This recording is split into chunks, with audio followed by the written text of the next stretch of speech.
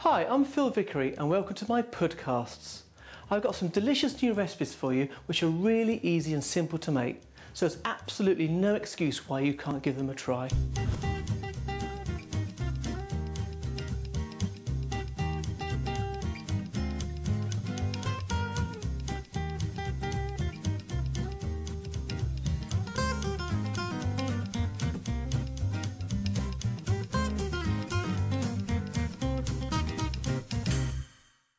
Welcome to my special podcast. Now today we're making lavender biscuits with rhubarb and custard. It's also a special day because I'm here with Kirsty Edwards. Now back in October we launched a Pudstar competition and Kirsty sent in a DVD and it was so good it actually won. So what did you cook? I actually made chocolate and caramel muffins. And nice and easy, nice and simple? Very good, went down very well at work actually the next day. I have to say they did look very, very good. Thank you. Well, today you're going to give me a hand. So let's just go through the ingredients quickly. So here I've got Carnation condensed milk light, I've got lavender sugar, butter, 2 types of flour, an egg, sugar, zest and juice of an orange, rhubarb, custard powder, creme fraiche, Carnation condensed milk light and water. So what I need you to do first of all is, if you can beat that butter and that sugar together, I'll get you a wooden spoon into that large bowl. Yeah, there you go. Now, if I was being nice and kind, I'd give you an electric mixer, but we're not going to do that today. I'm going to make you work. But the good thing about making this biscuit is you don't need to beat up the butter too much. What we can then do is I'll add some condensed milk, and as long as the butter is nice and soft, the whole thing will come together perfectly. So if I just, you keep stirring, I'll pop that in for you. Okay. Like that.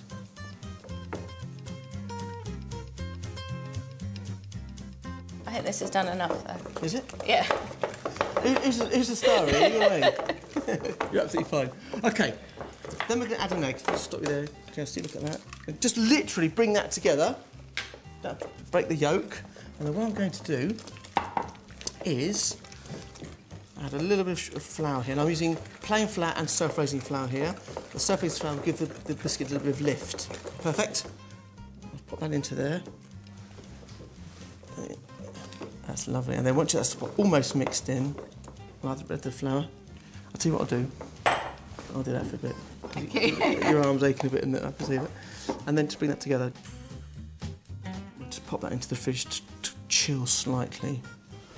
Right, Kirsty, next thing I want you to do is to chop up that the rhubarb. Give that to you. There's a sharp knife over there. And I want to cut it into probably 2 centimetre pieces, something like that. And I'll get this going as well. This is what we call forced rhubarb, and this is available from December right through to around about March, sometimes into April. And this has such a beautiful colour, and I love it with custard. So that's perfect. Right, all that can go in there, Kirsty, now, the whole lot. I'll move your knife for you. And then a little bit of sugar. There's a great rhubarb called Stockbridge Arrow, and the leaves look like an arrowhead. Very traditional. There you go. Right, I need you to zest that for me, okay. Kirsty. Straight in, or...? Yeah, actually, do it onto the board, and then I'll just pop a little bit of sugar into there. Get that cooking down for you. I'll get rid of that for you. And I need you to cut that in half, and then squeeze the juice in a little squeezer just there. And then we can add that to it as well. What we're not going to do is cook the rhubarb too much. I want to keep it fairly chunky, but also want to keep that beautiful colour. So that juice can go pop straight into there. Lovely.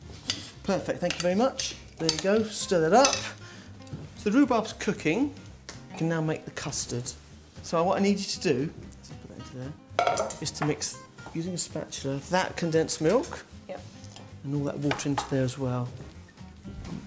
Now, normally we'd use milk, but here we're using condensed milk, and I think it gives the custard a much deeper flavour. But it will catch, so be slightly careful. There's half a pint of water there. That goes in, and if you pop that on that little gas there, right behind you. Perfect.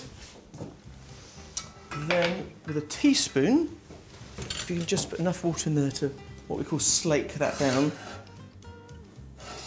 Lovely. Give that a quick whisk. If you can thicken that for me, Kirsty, lovely. Just pour that in and whisk at the same time. That's it, and that will thicken up perfectly. And once that's done, we're going to cool that down along with the rhubarb, and that'll be fine. That's it, lovely.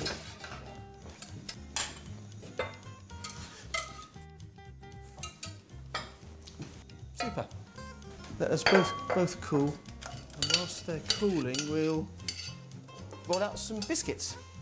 So what I need you to do, Kirsty, is to roll that out for me. Some flour there, and a nice little carnation cutter there.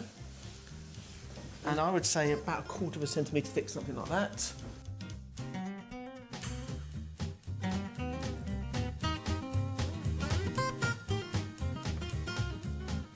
Perfect. If you can pop that into the oven, 180 degrees centigrade gas for about 10 minutes. Okay, I think the biscuits are ready now. Just place those onto a cooling rack to cool nicely. What we'll do is get ready to make up the final dish. Got some creme fraiche there and a spoon. If you can mix those two together. Delicious. I love custard. Perfect.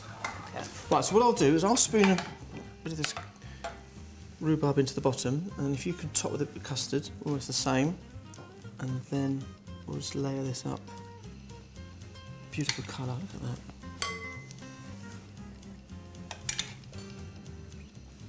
Lovely. And then put a couple of these little biscuits in here, a couple in there, and then that is it. How easy is that? One for you, one for me.